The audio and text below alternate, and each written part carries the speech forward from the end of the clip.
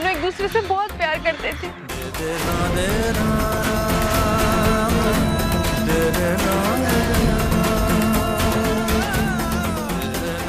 मरने से पहले उन्होंने इनसे वचन लिया था कि हमेशा हमारा ख्याल रखेंगे।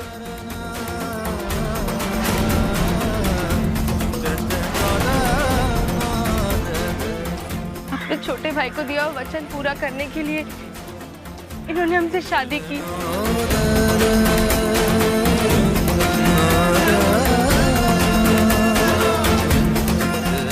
ताकि चंदू और हमारे बच्चे को कोई नाजायज ना कह सके।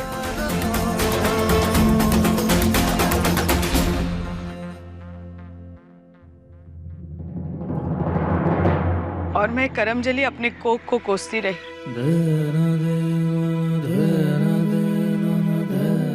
अपने बच्चे को पहचान ही नहीं पाई मैं।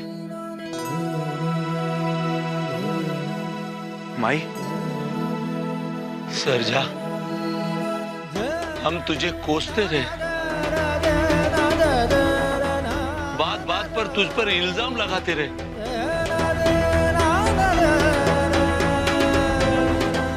तुझे गुंडा मवाली समझते रहे।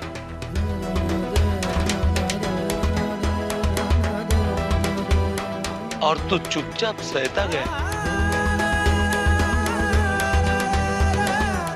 सिर्फ इसलिए कि हमारी नजर में चंदू एक अच्छा बेटा बना रहे।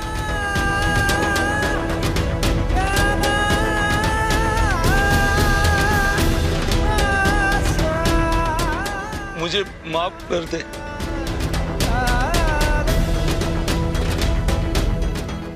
बाबा आप ये क्या बोल रहे हो?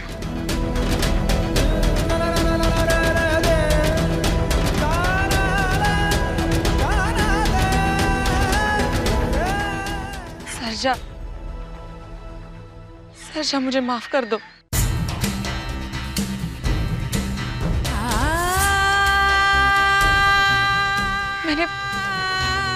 मैंने बिना सोचे तुम्हें और नीरू को गलत समझा।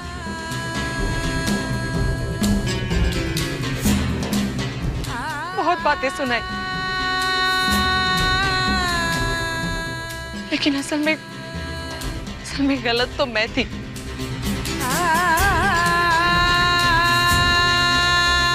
इस परिवार का हिस्सा होकर भी मैं कभी इस परिवार को अपना समझ ही नहीं पाई।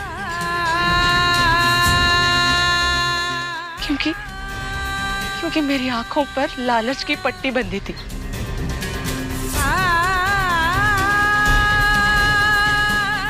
लेकिन आज तुमने मेरी आंखें खोल दी। मुझे माफ कर दो सरजा।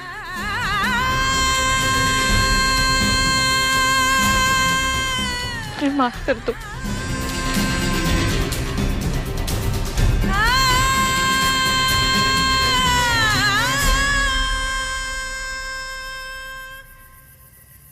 बाबा,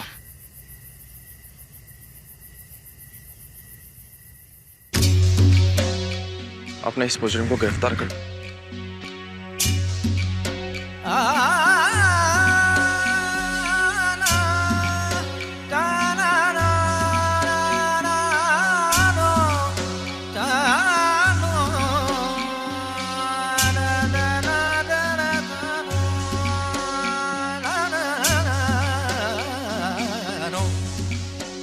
सुशीला,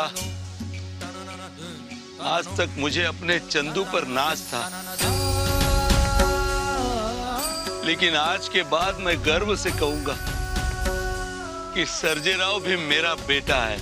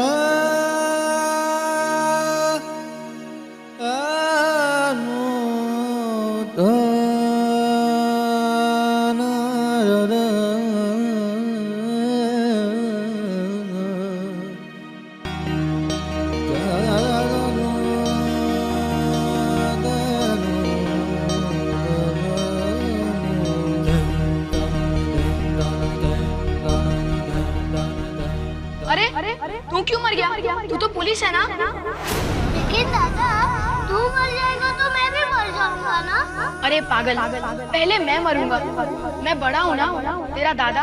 नहीं दादा, मैं पहले मारूंगा क्योंकि मैं छोटा हूँ ना, तेरा लाडला।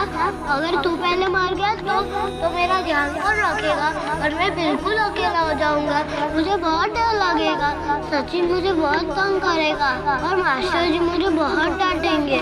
इसलिए पहले मैं मारूंगा फिर तू मरेगा। तू चिंता मत कर, मेरे होते हुए तुझे कोई परेशान नहीं करेगा।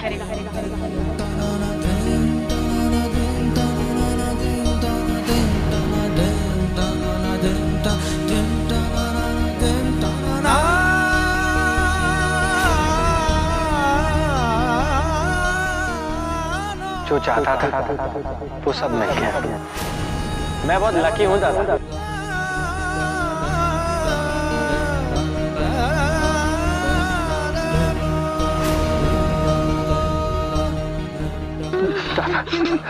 नीरू का क्या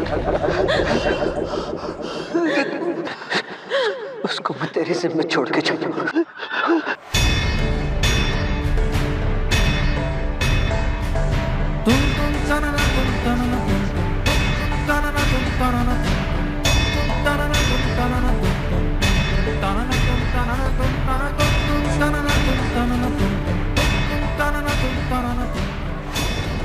इंसानियत तो तूने पहले ही बेच खाई है। आज क्या सारी शर्म हया खूंटी पे टांग के आया है क्या? तेरे भाई की आज 13वीं थी और तू पूरा दिन न जाने कहां मुंह काला करके गायब रहा। पता नहीं क्या धंधे करता रहा और अब आया है इसे लेकर और ये कह रहा है कि ये तेरी बीवी है। कान खोलकर सुन, ये पच्चलन लड़की और ये हथियारा लड़का, ये दोनों मेरे घर में नहीं रह सकते। तो छोटे भाई को दिया हुआ वचन पूरा करने के लिए इन्होंने हमसे शादी की ताकि चंदू और हमारे बच्चे को कोई नाजायज ना कह सके। और मैं करमजली अपने कोख को कोसती रही। अपने बच्चे को पहचान ही नहीं पाई मैं। माई सरजा, हम तुझे कोसते रहे, बात बात पर तुझ पर इल्जाम लगाते रहे, तुझे गुंडा मवाली समझते रहे और तू चुपचाप सहता गया सिर्फ इसलिए कि हमारी नजर में चंदू एक अच्छा बेटा बना रहे। मुझे माफ कर दे। आज तक मुझे अपने चंदू पर नाज था, लेकिन आज के बाद मैं गर्व से कहूंगा कि सर्जेराव भी मेरा बेटा है।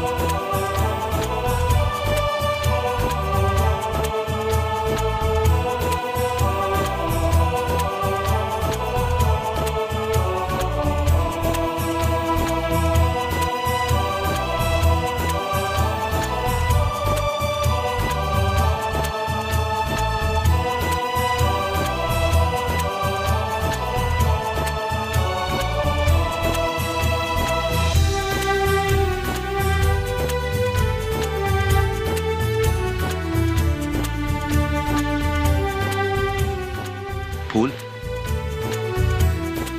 जी, आपके लिए।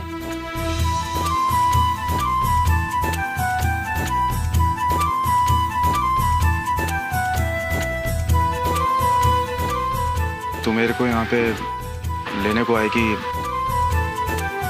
सोचा नहीं था। कभी जेल में मिलने नहीं आई,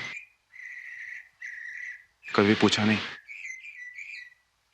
तो आपने पूछा?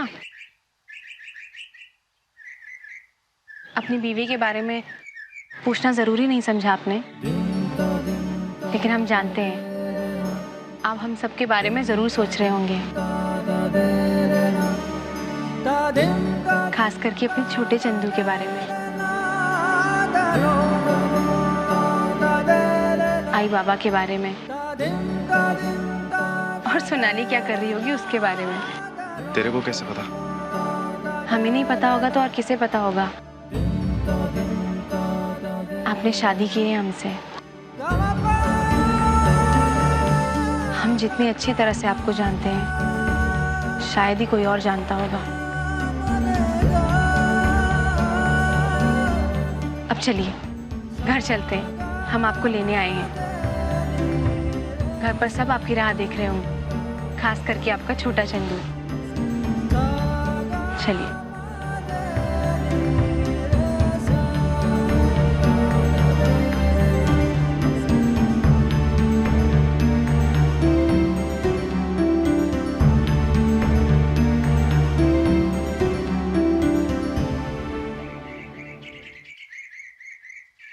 नीरू,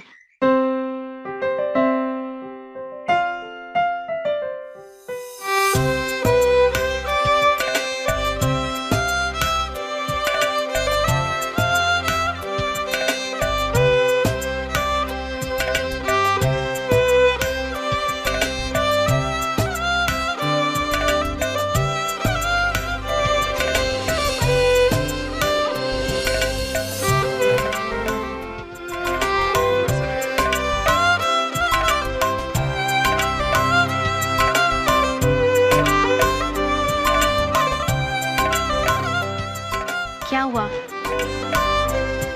यकीन नहीं हो रहा है ना आपको? नहीं वो बस आपको शायद यकीन हो या ना हो, लेकिन घर पर सबको आपकी अच्छाई की बहुत कदर है। अब चलिए। बाबा माई। आई बाबा और सोनाली भी आपको लेने यहाँ आने वाले थे, लेकिन घर से निकलने से पहले आई और बाबा के बीच में बहस हो गई।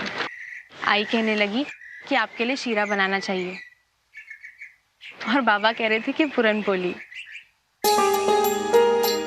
तो आई ने ही कहा कि दोनों चीजें बना लेते हैं, इसलिए दोनों मिलकर घर पर आपके स्वागत की तैयारियां कर रहे हैं। तेरे को मालूम, मेरे को ऐसा लग रहा है जैसे कोई जंग जीता मैं। आप शायद ये बात माने या ना माने, लेकिन हम सब के लिए आपने अपनी जिंदगी की बहुत बड़ी जंग जीत ली है। सोनाली का भी फोन आया था। सोनाली और भौजी भी घर आपसे मिलने आने वाले हैं। आप मामा बनने वाले हैं। क्या? और अगर आप बाबा से मिलेंगे ना, तो आपको यकीन ही नहीं होगा। बाबा तो अब गांव में जाकर खेती का सारा जिम्मा अपने कंधों पर उठाकर बैठे हैं। अगर आपने इतनी अच्छी जगह पर बाबा का इलाज नहीं करवाया होता, तो शायद ही आज वो ठीक हो पाते।